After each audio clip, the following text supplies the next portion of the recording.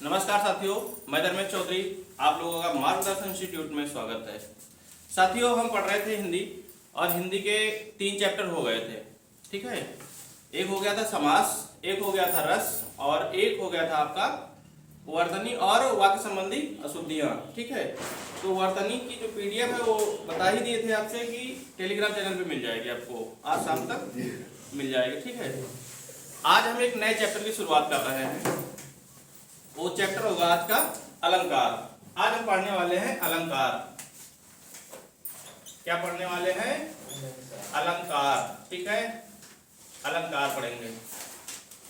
नए चैप्टर की शुरुआत करते हैं। आज अलंकार से शुरू करते हैं। ठीक है, तो अलंकार पढ़ने से पहले हम जान लें कि अलंकार का अर्थ क्या होता है। अलंकार का अर्थ, अगर हम अलंकार को अलग करेंगे तो क्या होगा? अगर हम इसको अलग करते हैं तो ये हो जाएगा अलम। अलम क्या ऐसे लिखा जाएगा? नहीं, हलंत लगा के लिखा जाएगा। सही है। सही है? Yes sir. ठीक है, बताते रहना भाई। अलम का क्या अर्थ होता है? अलम का अर्थ क्या होता है? विभूषित करना। हाँ, नहीं, विभूषित करना नहीं होता है, केवल विभूषित होता है। इसका मतलब होता है विभूषित, और कार का मतलब होता है करने वाला। ठीक है, क्या होता है? करने वाला। इसका मतलब होता है करने वाला। ठीक है, अर्थात हम कह सकते हैं कि शोभा बढ़ाने वाला, है ना? शोभा बढ़ाने वाला, इसका अर्थ हो जाएगा शोभा बढ़ाने वाला। अलंकार जो होता है वो शोभा बढ़ाता है। ठीक है, अगर गलत हो तो बता देना भाई बीच में। ठीक है, अलम मतलब होता है विभूषित, कार मतलब करने वाला, अर्थात शोभा बढ़ाने वाला। अगर अलंकार की परिभाषा की बात करें, इसकी परिभाषा क्या हो जाएगी? काव्य की शोभा बढ़ाने वाले तत्वों को अलंकार कहते हैं। हाँ, बहुत सही। पढ़ के आ रहे हो सब लोग। काव्य की शोभा बढ़ाने वाले तत्वों को, काव्य की शोभा बढ़ाने वाले तत्वों को अलंकार कहते हैं। हाँ, काव्य की शोभा जो बढ़ाते हैं, वो अलंकार कहते हैं। बढ़ाने वाले तत्वों को हम अलंकार कहते हैं। अलंकार कहते हैं। अगर इसकी परिभाषा पूछ ले आपसे और कोई 4 ऑप्शन बना के दे दे, ठीक है, तो इसकी परिभाषा क्या हो जाएगी? काव्य की शोभा जो काव्य की शोभा बढ़ाते हैं तत्व, जो काव्य की शोभा बढ़ाने वाले तत्व होते हैं, उसे ही हम अलंकार कहते हैं। अब ये बताइए कि अलंकार कितने प्रकार के होते हैं? 2 प्रकार, 3 प्रकार। 2 प्रकार के कहाँ पढ़े? 3 प्रकार के। हाँ, एक प्रकार चला गया था अभी। ठीक है, अगर मान लो पूछ ले पेपर में अलंकार कितने प्रकार के होते हैं? सर, क्या मुख्यतः पूछेंगे तभी 3 बताएंगे? सारे नहीं पूछेंगे, मैं भी 3 से संबंधित पूछेंगे, फिर 3 में पार्ट वाइज अलग अलग करके पूछेंगे कौन सा अलंकार किसका है, इस तरह पूछेंगे प्रश्न। अगर सिर्फ हमसे क्वेश्चन इतना किया जा रहा है कि अलंकार कितने प्रकार के होते हैं, तो हम 3 बताएंगे। 3 प्रकार के बताओगे। और अगर पूछेगा कोई अलंकार दे के ये अलंकार किसका है, शब्दा का है, अर्था का है या उभया का है, ठीक है, तो अलंकार कितने प्रकार के होते हैं? 3। एक और पॉइंट नोट करके लिख लीजिए, अलंकार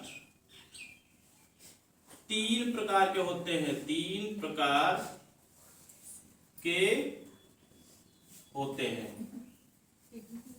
ठीक है, पहला कौन सा होता है? शब्दालंकार, अर्थालंकार, उभयालंकार। शब्दालंकार। पहला होता है आपका शब्दालंकार। शब्दालंकार, शब्दालंकार की परिभाषा कैसी होगी? जब शब्दों के माध्यम से काव्य की शोभा बढ़ेगी। जो शब्दों के माध्यम से काव्य की शोभा बढ़ाते हैं, या लिख सकते हो शब्दों के माध्यम से शोभा बढ़ाने वाले को ही शब्दालंकार कहते हैं, है ना?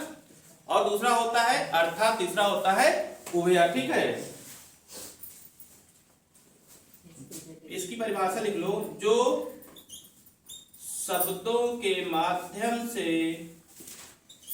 जो शब्दों के माध्यम से क्या करते हैं, शब्दों के माध्यम से चमत्कार उत्पन्न करते हैं। शब्दों के माध्यम से चमत्कार,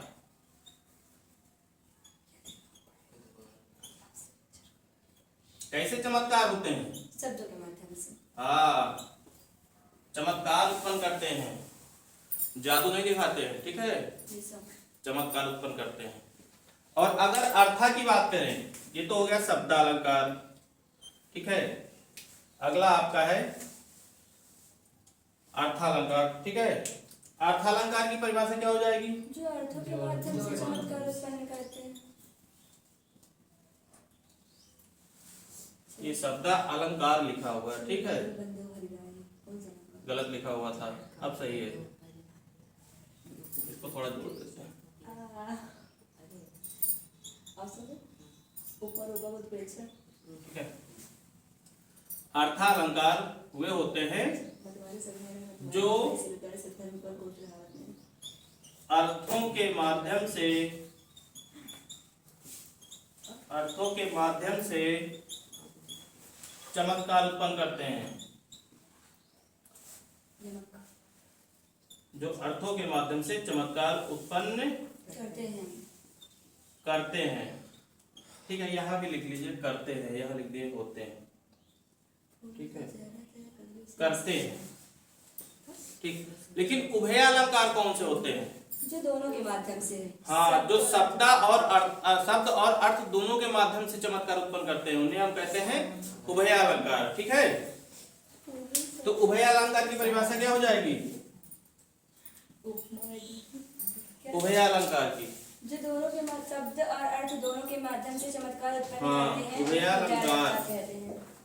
इसकी परिभाषा क्या हो जाएगी, जो शब्द और अर्थ दोनों के माध्यम से, हाँ, इसमें शब्द भी होगा और अर्थ भी होगा, ठीक है।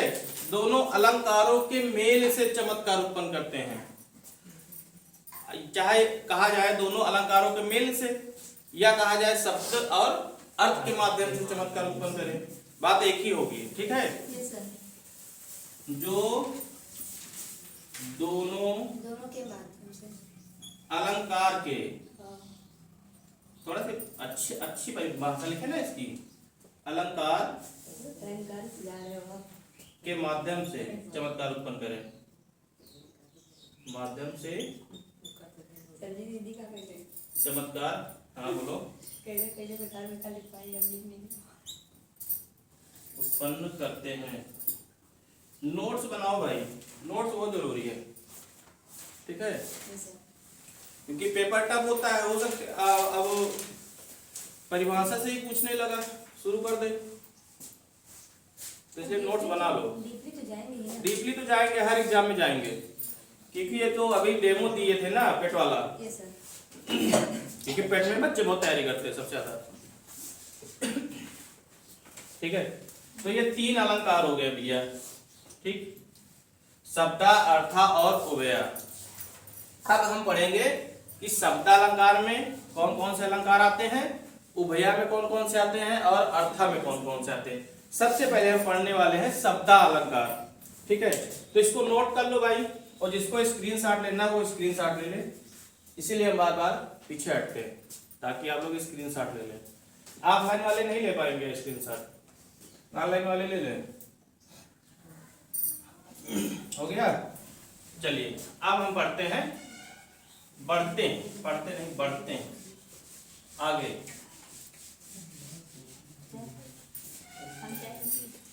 शब्दालंकार,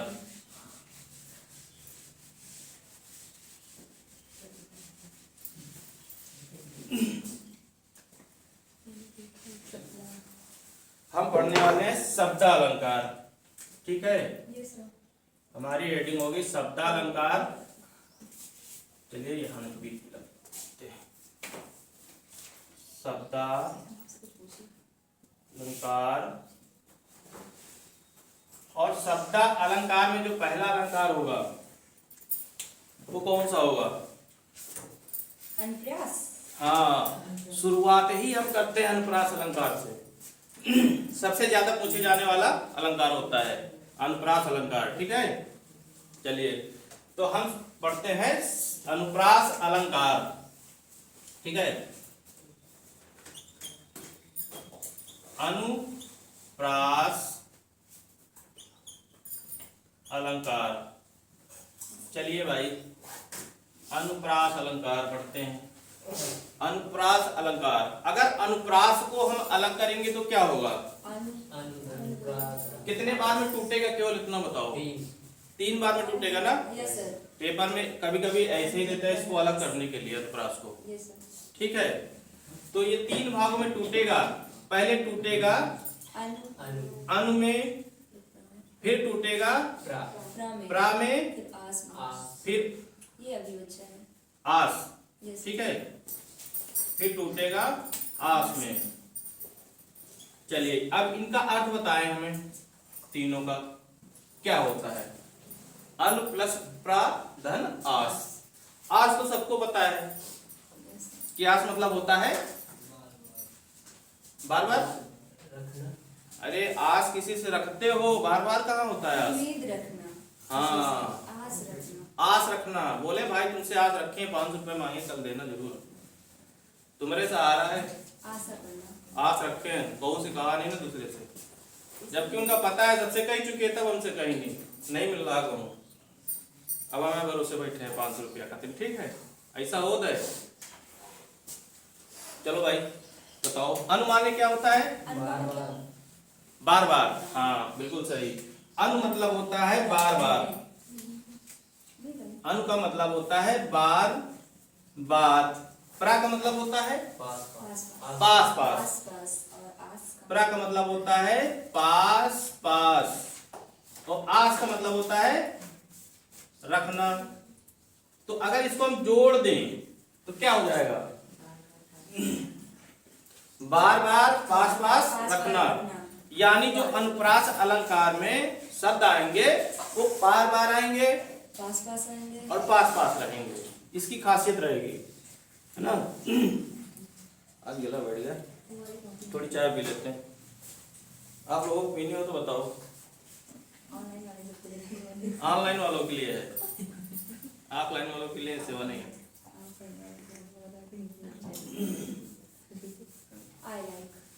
चलिए इसकी परिभाषा बताइए कोई। अनुप्रास अलंकार की परिभाषा क्या हो सकती है? जहाँ पर वर्णों या अक्षरों की आवृत्ति बार या अक्षरों की आवृत्ति बार बार होती है, वहां पर अनुप्रास अलंकार होता है ना। तो इसकी परिभाषा हो जाएगी, इसकी परिभाषा लिख लीजिए।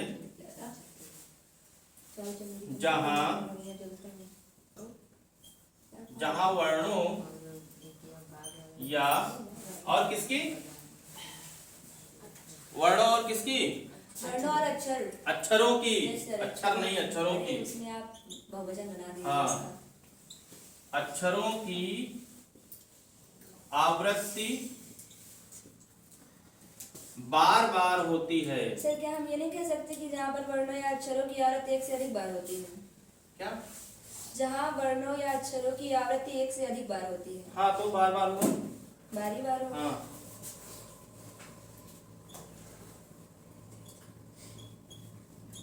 वहां पर अनुप्रास अलंकार होता है।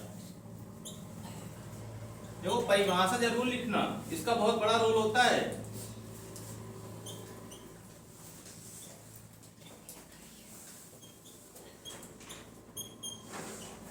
मान लो पेपर में परिभाषा ही दे दे और परिभाषा नहीं पता, दूसरी जगह टिक कर दो। तो परिभाषा जरूर लिखना, इसका बहुत बड़ा रोल है। अच्छा वर्ण क्या होते हैं, अक्षर क्या होते हैं? वर्ण और अक्षर दोनों एक ही होते हैं, अलग नहीं होते हैं? नहीं होते हैं। सही बताओ। बिल्कुल। अब मान लो हम अलग कर दे तो? सर नहीं कर सकते। अरे हम टीचर हैं, हम कर सकते हैं। सर ऐसा नहीं है, टीचर कुछ भी कर सकता है। जैसे पेपर में एग्जामिनर पेपर देता है, उसको क्या सही करना है, कौन सा प्रश्न सही करना है 4 ऑप्शन में, वो डिसाइड करता है। सर उसके हिसाब से वो कुछ अपनी तरफ से राइट रहे होंगे। नहीं तो राइट तो उस हिसाब से बुकें भी होती हैं, लेकिन उसने जो पढ़ा रखा है वही तो पूछेगा। लेकिन इतना मानना है मेरा जहाँ तक कि वर्ण और अक्षर एक होते हैं। चलो ठीक है भाई, अगर तुम लोगों को मानना है तो हमारा भी मानना हो जाएगा। अपनी सोच बता रहे हैं। नहीं ठीक है, लड़ने में कोई बात नहीं। चलिए एक उदाहरण से समझते हैं अनुप्रास अलंकार में। जैसे कहा जाए कंफ्यूज करते हैं। बाग में, बाग में, बगन में, बगान बगन में नहीं बागन में, आगन में है। बागन में अरे वही, और फिर बगानों में कुछ है ऐसे। बगरो, बगरो बसंत। बगरो बसंत, ठीक है। Yes sir. अब अर्थ तुम्हें मालूम हो या ना हो, हमें उससे कोई लेना देना नहीं। पहली बात, अनुप्रास अलंकार की पहचान सबसे सरल होती है, इससे सरल किसी अलंकार की पहचान नहीं होती, ठीक है। तुम्हें अर्थ आए चाहे ना आए, ठीक है। बाग में, बागन में, बगरो बसंत, बसंत में बिंदी कहाँ लगेगी, हम तो बीच में लगा दिए। इधर किधर? सा और ता के ऊपर, सा और ता के ऊपर, बीचों बीच मध्य में। में मतलब। Yes sir. तो हम लगाए यही गलत कहाँ, ठीक है, तो हम कहा आपको मैंने गलत नहीं कहा। है तभी तो गलत बता रहे हैं तुम लोग ना। गलत है देखो बता रहे। और अगर मान लो हम यहाँ ना लगाए, बिंदी हटा दें, हम यहाँ छोटा से एक बना देना। अब बताओ, बहुत है, मतलब दोनों सही है। दोनों सही ना। हाँ, शुद्ध वर्तनी में कभी गड़बड़ मत करना। अगर बसंत लिखने के लिए आ जाए, इस तरह बसंत लिख दे या इस तरह बसंत लिख दे, ठीक है। लेकिन अगर जैसे ही ऐसे लिखेगा सर वो बसंत गलत, और मान लो और सुंदर कर दे वो इस तरह, बसंत है ना, दूसरा ऑप्शन लिखिए। तो दूसरा ऑप्शन सही हो जाएगा तुम्हारा, सर गा है। ठीक है। और पहला ऑप्शन भी हो जाएगा। सर वहाँ पे गा है, गा। हाँ गा है, ये गलत हो जाएगा। बसंत हो गया ना। Yes sir. हाँ तो ये भी देखना है, छोटी छोटी गलतियां भी, इसी तरह ठीक है। तो देखो अनुप्रास अलंकार क्या कहता है, अभी देखो यहाँ पे दिखाया गया ना, बार बार पास पास रखना। इसमें कौन सी चीजें बार बार रखी गई और पास पास रखी गई हैं, बताइए। इसमें कौन सी चीज ऐसी है जो बार बार और पास पास रखी गई है? हाँ? बा रखा गया है। देखो यहाँ पर भी बावर्ण का प्रयोग किया गया, यहाँ भी बावर्ण का, यहाँ भी बावर्ण का, यहाँ भी बावर्ण का, ठीक है। इसमें बगरो कर लो, बगरो नहीं, ठीक है, बगरो। तो इसका मतलब हुआ बार बार पास पास वर्ण या अक्षरों को रखा गया है, है ना। ये हो गया अनुप्रास अलंकार। अनुप्रास अलंकार की पहचान सबसे आसान होती है। जब भी तुमसे कभी पूछे अनुप्रास अलंकार बताओ, तो यही होगा। जैसे कहा जाए, एक और लेते हैं उदाहरण, ठीक है। जैसे कहा गया मुदित मुदित मनोहर मनोहर मंदिर आए, मनोहर मंदिर आए। आए। एक चीज और याद रखना, अब अलंकार में जो है यही ले दे कि इसी तरह के पूछे जाते हैं, बाहर से कुछ नहीं आ रहे हैं अब, है ना। अलंकार में कुछ है ही नहीं, बाहर से कहां से लेके आएंगे बना के। अब वो तो बताएंगे नहीं, चंदू की चाची ने चांदी के चम्मच से चटनी चटाई, है ना। अब खड़क सिंह वाला एक आता है ना, खड़क सिंह की खड़कने से खड़कती है, खड़कती है, खिड़कियों के खड़कने से खड़कते हैं, खड़क सिंह। खड़क बहुत सारी चीजें हैं जिसमें, ठीक है। तो इसमें किसका प्रयोग किया गया है, इसमें माँ शब्द का प्रयोग किया गया है ना। माँ है, इसमें माँ है, इसमें माँ है, इसमें नहीं है। यानी अनुप्रास का मतलब होता है 3 बार तो आना ही चाहिए। अगर कहीं 2 बार है तो गलत हो जाएगा, 3 बार हो या 3 से अधिक बार हो, ठीक है। यहां पे लिख लो कहीं, अनुप्रास का मतलब होता है 3 बार, ठीक है। 3 बार, 3 बार अनिवार्य है, उसके बाद चाहे हजारों बार आए, हमसे नहीं मतलब, लेकिन 3 बार तो होना ही चाहिए। और वो भी बार बार हो, पास पास हो, है ना। ये नहीं कि यहाँ है दूसरे लाइन में है, फिर नहीं होगा, फिर किस में चला जाएगा, कैसे 2 बार आएगा तब। हाँ सर यमक में चल, लेकिन शब्द आएंगे वहाँ पे, वर्ड यमक नहीं आएगा। नहीं, वहाँ पे पूरा शब्द देगा। Yes sir. वर्ड नहीं आएंगे, ठीक है। किसी का कोई पार्ट होगा, रत्ता छेद। हाँ हाँ। इसके बाद और कौन सा, यमक हो जाएगा। एक और उदाहरण देखते हैं। जैसे कहा गया तरणी तरणि तनुज तट तमाल तरवर बहुछाए। तनुजा तरणि तनुजा तट तमाल तनुजा मतलब तट तमाल तनुज तरण तनुजा तट तमाल तरवर तरवर बहुछाए ना। Yes sir.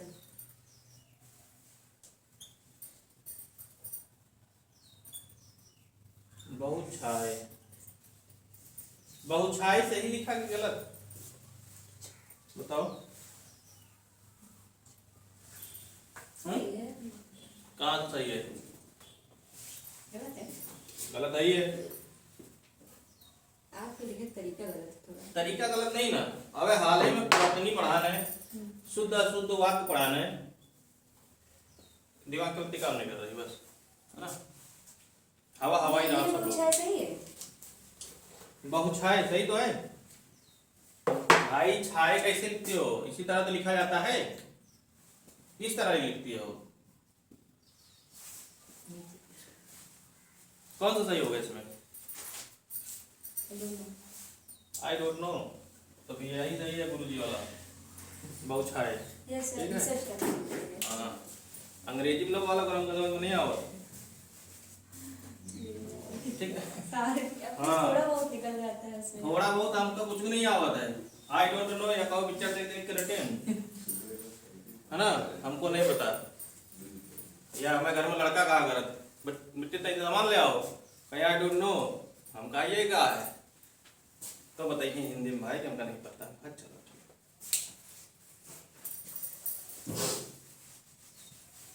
इसमें क्या होगा भैया? इसमें ताता शब्द का वर्णों का प्रयोग किया गया है ना। पास पास है बार बार। अब जब भी अनुप्रास आएगा तो पता चल जाएगा। कैसे पता चलेगा अनुप्रास? यहाँ पे बार बार आए, पास पास आए वर्ण। कितनी बार आए? 3 बार। बस इतना याद रखना है कि 3 बार आएगा अनुप्रास में, कोई भी वर्ण होगा या अक्षर, ठीक है, 3 बार आएगा तो हो जाएगा अनुप्रास। और एक और लिख लो, मान लो अब तो इसी उदाहरण से पूछ रहा है ना, जैसे कहा गया रघुपति राघव राजा राम, तो इसमें किसका प्रयोग किया गया है? रा का प्रयोग किया गया है। 3 नहीं 4 बार किया गया है। हमें चाहिए केवल 3 बार। उसके बाद एक कितना भी रा लगा दे, कितनी भी बड़ी वाक्य बना दे, हमसे उससे लेना देना नहीं है। हमको केवल 3 वर्णों से मतलब है ना। 3 के बाद चाहे 4 हो, चाहे 5 हो, चाहे 6 हो, चाहे 7, उससे लेना देना नहीं, लेकिन 3 से कम भी नहीं होना चाहिए। ठीक, चलिए और बता दे इसमें उदाहरण। एक और लिख लो, भूर भूर भेर भाव भूर से भगा दिया। भूर भूर भेर भाव भूर से भगा दिया, लिख देते हैं ना, नोट करते जाओ भाई। भूर भूर भेर भाव भूर से भगा दिया। एक है भूर भूर भेर भाव, आगे क्या है? भूर भूर भेर भाव और भूर से भगा दिया। ठीक है, ये भी पूछा गया, भूर से भगा दिया। ये पेपर में पूछा जा चुका है, ये भी, इसको भी नोट कर लो। ठीक है, और नोट्स बनाते रहो भाई, क्योंकि नोट्स की प्रतियोगिता होगी हमारे यहाँ कोचिंग में। बड़ा इनाम जीतना है तो नोट्स बनाओ, अच्छी नोट्स बनाओ। हर टीचर के, जो भी टीचर जो भी सब्जेक्ट पढ़ा रहे हैं सबके अच्छे नोट्स बनाओ। जिसके अच्छी नोट्स होगी उसको स्कॉलरशिप मिलेगी। ठीक है, स्कॉलरशिप, स्कॉलरशिप समझते हो ना? अरे इनाम ही होता है वो, है ना, इनाम होता है। जिसकी अच्छी नोट्स होगी, चाहे ऑनलाइन वालों की अच्छी हो या ऑफलाइन वालों की। ऑनलाइन वाले भी कहीं। हाँ, ऑनलाइन वाले भी दिखा सकते हैं भाई, संस्था एड्रेस पड़ा हुआ है, दिखा सकते हैं। इनाम जिसको लेना हो आके दिखा देगा, अच्छा खासा इनाम भी मिलेगा। कितने करोड़? करोड़ों में नहीं रहेगा, लाखों में भी नहीं रहेगा, 1000 में जरूर रहेगा, है ना। अच्छी नोट्स बनाओ, तैयारी करो। तो चलिए, ये हो गया अनुप्रास अलंकार। अनुप्रास की बात क्या पढ़ना है हमें? वक्रोक्ति कहाँ पहुंच गए इतनी जल्दी? हाँ, अबे तो नमक ही अलंकार है। कौन सा है? यमक अलंकार। ये भी शब्दा का ही है। अब तुमसे ये पूछ सकता है प्रश्न में, अगर बनाना है उसे, तो इस तरह बनाता है कि बताइए, जैसे दे दिया अनुप्रास अलंकार, यमक अलंकार, और एक दे दिया श्लेष अलंकार। ठीक है, श्लेष अलंकार के बाद दे दिया एक में रूपक अलंकार। अब पूछ लिया इनमें से कौन एक शब्द अलंकार का अलंकार नहीं है, तो कौन सा हो जाएगा? रूपक हो जाएगा। क्यों? रूपक जो है अर्थाकार है। ठीक है, इस तरह प्रश्न पूछता है, या तीन एक का दे देगा या एक ही केवल दे देगा, है ना? तो कैसे भी दे हमें पता होना चाहिए। शब्द में एक आता है हमारा यमक अलंकार। यमक अलंकार, ठीक है, यमक अलंकार। तो देखो, अनुप्रास में तो था 3 बार, तो यमक में होगा 2 बार। बस इसमें इतना याद रखना, 2 बार। ऊपर ऐसे करके लिख लिया करो नोट्स में। सर यहाँ पे शब्द 2 बार।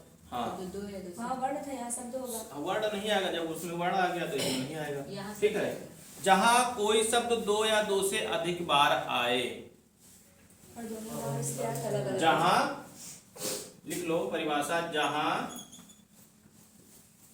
कोई शब्द 2 या 2 से अधिक। अब इसमें ये मत कहना कि 2 बार आएगा तभी यमक अलंकार होगा।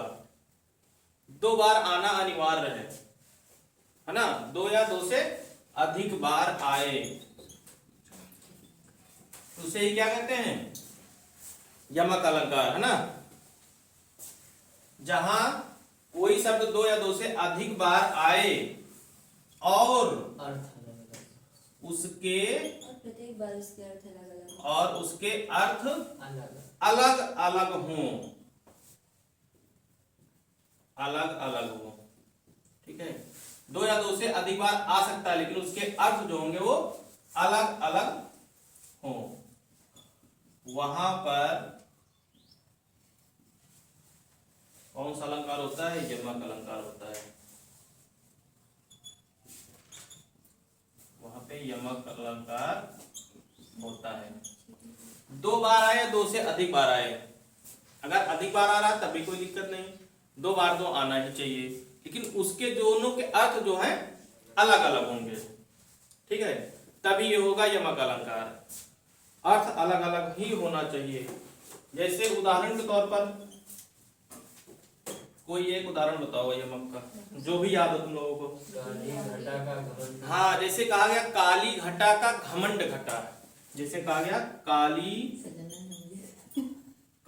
घटा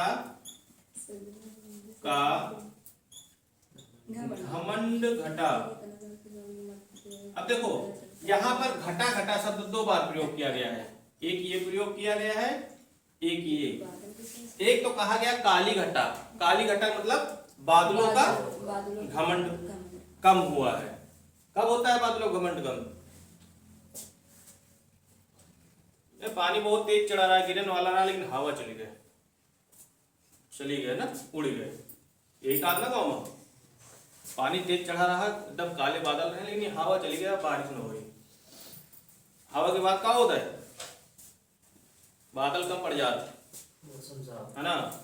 जो बेला खारा में रहा तो बेला खारा सुट के चले जाते दूसरी जगह, ये होता है। तो काली घटा का घमंड घटा, और काली घटा यानी बादलों का कम होना, और घमंड का भी कम होना, यानी दोनों अर्थ क्या है? अलग अलग है। यहां लिख लो काली घटा, अर्थ लिख लो इसका, बादलों का घिरना, और एक घटा का मतलब होता है कम होना। ठीक है, लिखना चाहो तो लिख लो, बादलों का घिरना, और ये इसका मतलब होता है कम होना। एक जैसे कहा जाए सजना है मुझे सजना के लिए, है ना, सजना है मुझे सजना के लिए। भैया जब बारात आती है ना, क्या होता है, सजना है यानी मेकअप करना। कम से कम 25-30 हजार का जो ब्यूटी पार्लर वाली होती है ना, चेहरा बदले वाला, चेहरा बदले वाला, अच्छा खासा चेहरा रात बदल दिन जात जयमाल खातिर का, तो सजना है यानी अपने। सजना कौन होता है, हाँ, पति भी होता है, हमारा नायक भी होता है ना, प्रीतम होता है, जो भी जिस नाम से बुलाना चाहो सब कुछ होता है उसमें ना, हमारा प्रिय। अब बाबू सोना चांदी सब वो लाग है, वो के लिए है, ठीक है। हाँ, समय के साथ सब बदल रहे हैं भैया, सब कह रहे हैं, अब दिन बदल गए। पहले बाबू बप्पा को बोला जाता है, ठीक है, बप्पा को नहीं बोला जाता। खत्म कर दिन काम। एक तो सजना हो गया, नायक कह सकते हो उसको, है ना, नायिका क्या कर, नायिका की सजना। इस सजना, अच्छा, सजना मतलब वो सजावट, सजावट होगा, इसका मतलब हुआ सजावट। और किसके लिए है, सजना के लिए है, ये तो हो गया सजावट। यस सर, इसका सेंस वो, ठीक है। और ये सजना कौन है, अरे वही हस्बैंड, जो भी कह सकते हो, प्रेमी हो गया, पति हो पति कह सकते हो, प्रेमी कह सकती हो, नायक कह सकती हो, है ना, बाबू कह सकती हो, सोना कह सकती हो, है ना। तो को पिल्ला सुना है ना, वो को पिल्ला कहा है, अरे मेरा पिल्ला सुना है भाई, हम तो मोबाइल वोबाइल देखा गए तो हम बोलते हैं, हमका नहीं पता ये तो डॉग पिल्ला। हाँ बोलते हैं वाकई में, ओ मेरा पिल्ला पिल्ला चिल्लाओ रहा सब भाई। बाबू तो चिल्ला रहे हैं, पिल्ला चिल्ला रहा है। सर किस देश में, हमारे भारत देश में, ये सब भारत में ही होता है ना। और क्या कहते हैं, बस और बहुत सारी चीजें कहते हैं, जान कहते हैं, जानू कहते हैं, है ना, कुछ भी लिख लो, सजना का मतलब होता है, ठीक। ये काल्पनिक बातें हैं भाई, ठीक है, वास्तविकता से संबंध नहीं है, लेकिन वास्तविकता इसमें झलकती है, ठीक है।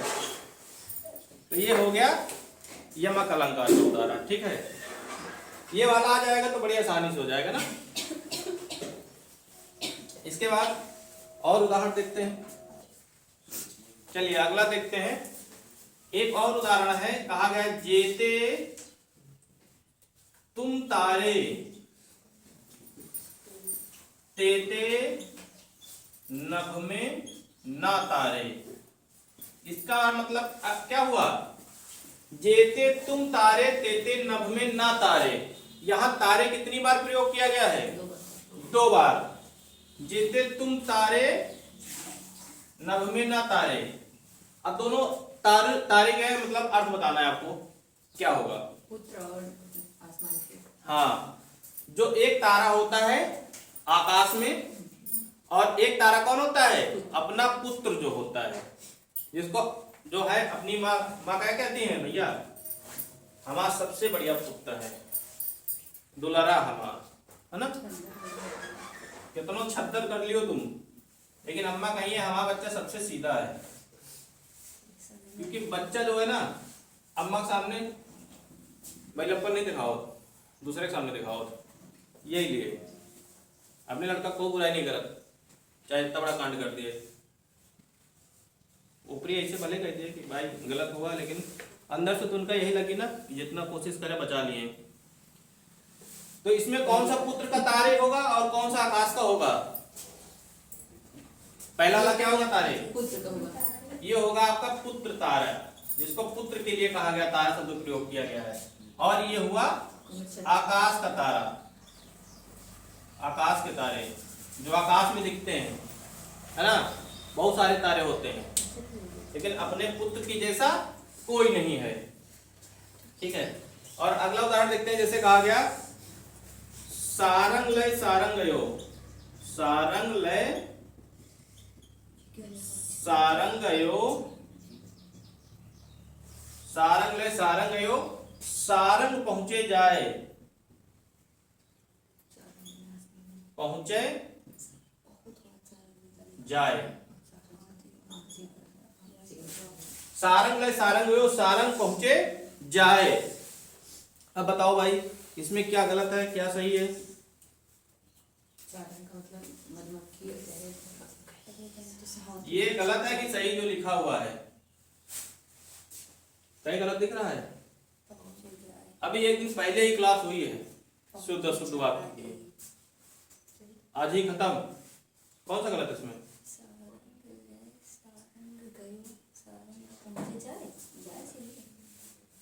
नहीं पता? मतलब एक दिन पहले की क्लास हुई, अभी अभी अभी हाल ही में। गयो होगा, ये सही है। सारंग लय सारंगयो सही तो है?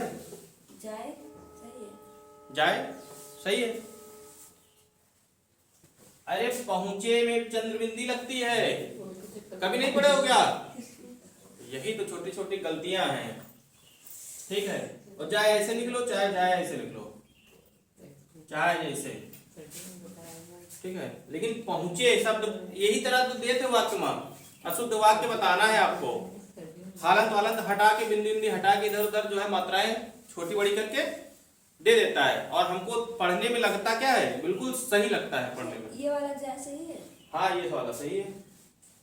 अच्छा, चलिए अब इसका अर्थ बताइए।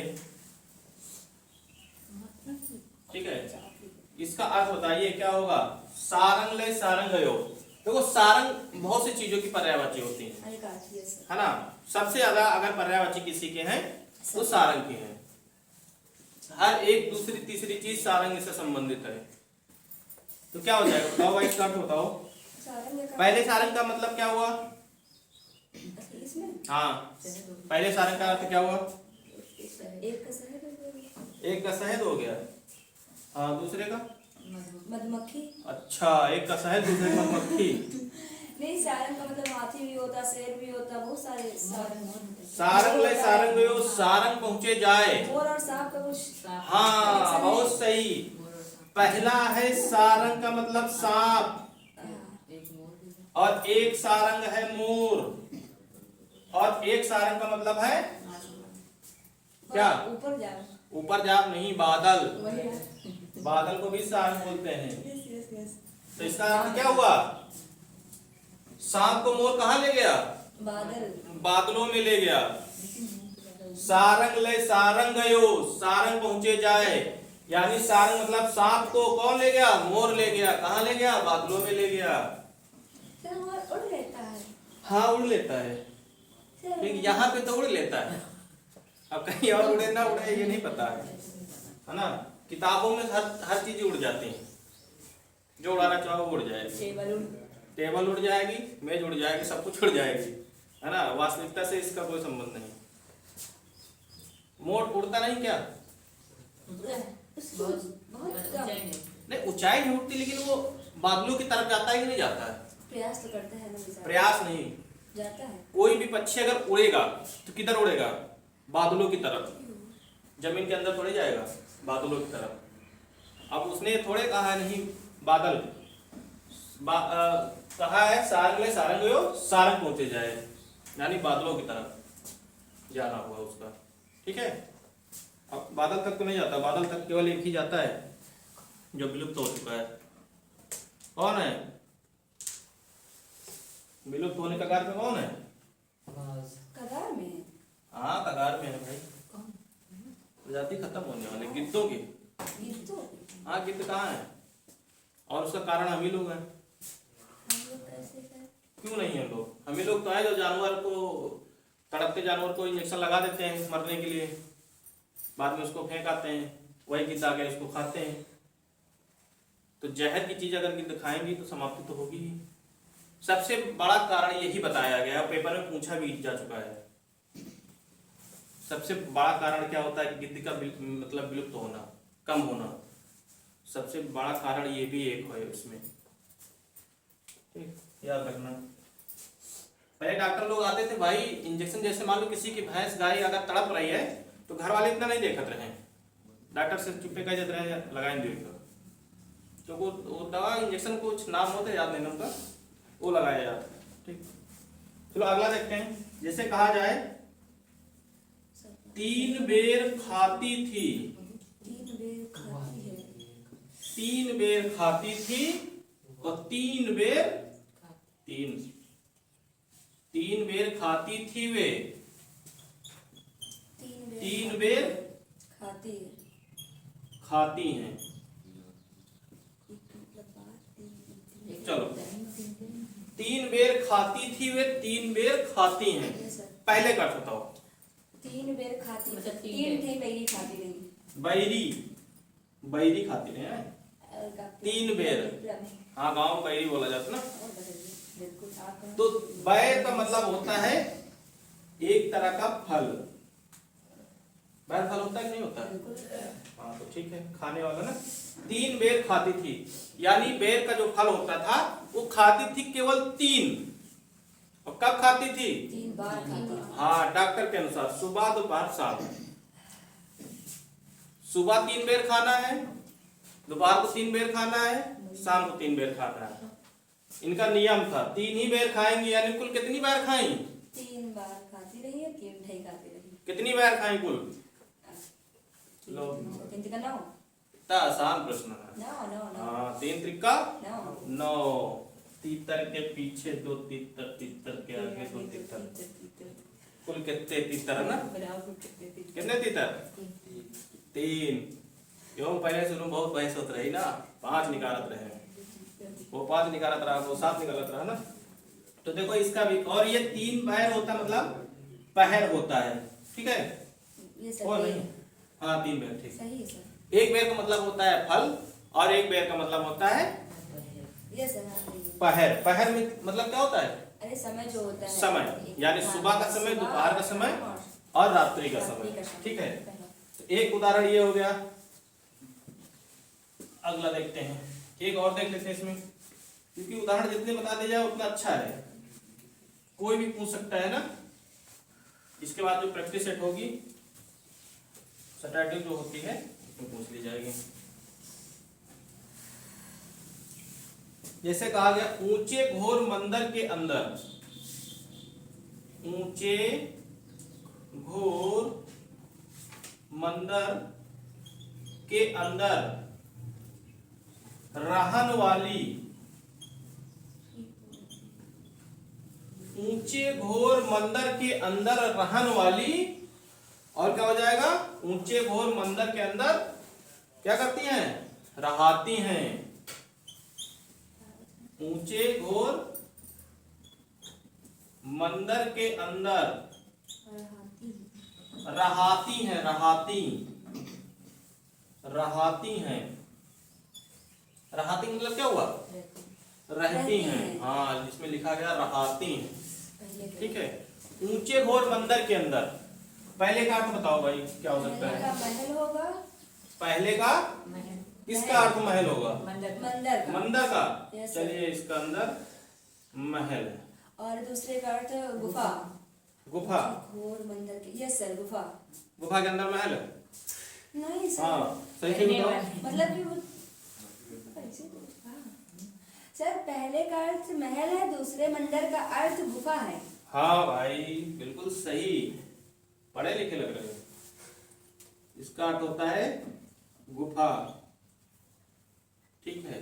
यानी ऊंचे घोर मंदिर के अंदर रहने वाली, महलों में कौन रहती हैं? महलों में लग रहा था स्त्रियां। अरे रहती हैं, जब रहती हैं कहा जाए तो रानी के लिए ही प्रयोग किया गया है, ना कि उनके साथ जो 10-15 जनी रहती हैं उनके लिए, ठीक है। वो तो केवल पी आई रहे, पर्सनल असिस्टेंट आई रहती उनकी, ठीक है। ऊंचे घोर मंदिर के अंदर रहन वाली, यानी रानी के बारे में कहा गया, ठीक है। और ऊंचे घोर मंदिर के अंदर रहाती हैं, रहाती है, यानी ऊंचे ऊंचे बड़े बड़े गुफाओं में रहने वाली। Yes, sir. तो दोनों का अर्थ अलग है। एक मंदिर का अर्थ है गुफा, एक का मतलब है महल। ठीक है, तो ये हो गए भैया तुम लोगों के अलंकार के उदाहरण। ठीक है, अलंकार के बाद यमक के बाद कौन सा बचेगा हमारा? श्रेष्ठ अलंकार। कुल कितने होते हैं शब्द में? यमक, श्रेष्ठ। शब्द में कुल कितने होते हैं? शब्द में कितने होते हैं? इसके बाद श्लेष इसका है कि नहीं है? और क्या? इसी का है। श्लेष के बाद कौन सा आएगा? श्रेष्ठ के बाद श्लेष के बाद दिखाओ। वक्रोक्ति। वक्रोक्ति, इसको अलग करेंगे तो क्या हो जाएगा? वक्रधन ओक्ति। हाँ, तो आज के लिए हम इतना ही रखें, है ना। मिलते हैं अगली क्लास में, क्योंकि ज्यादा बड़ी वीडियो ना हो तो बेहतर है। चलिए मिलते हैं अगली क्लास में। आज के लिए बस इतना ही। धन्यवाद।